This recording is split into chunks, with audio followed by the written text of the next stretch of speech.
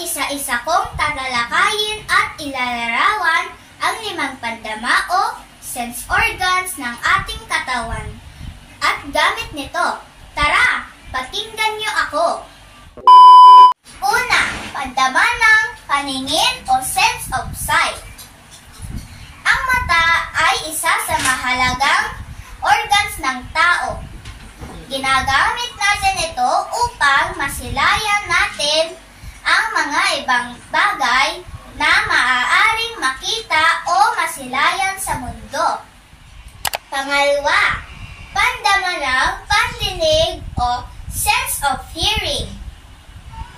Ang tenga ay organs ng ating katawan. Ginagamit natin upang makinig. Pangatlo, pandama ng pang-amoy o sense of smell. Ang ilong ay ginagamit para makalanghap ng mabango at mabahong amoy. Pang-apat, pandama ng panlasa o sense of taste. Ang dila ay mahalaga para sa chewing at swallowing ng pagkain, pati na rin sa pagsasalita. Panlima, pansalat o sense of touch. Ito ang ating kamay. Ginagamit ito sa pansalat sa tulong ng ating balat.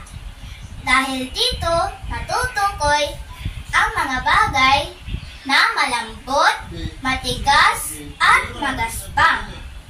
Nalalaman din natin kung ang isang bagay ay mainit at malamig sa pamamagitan ng paghawak nito.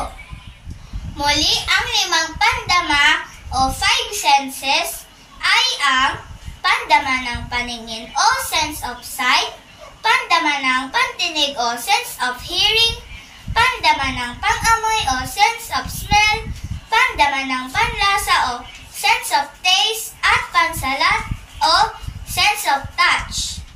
Hanggang dito na lang. Salamat!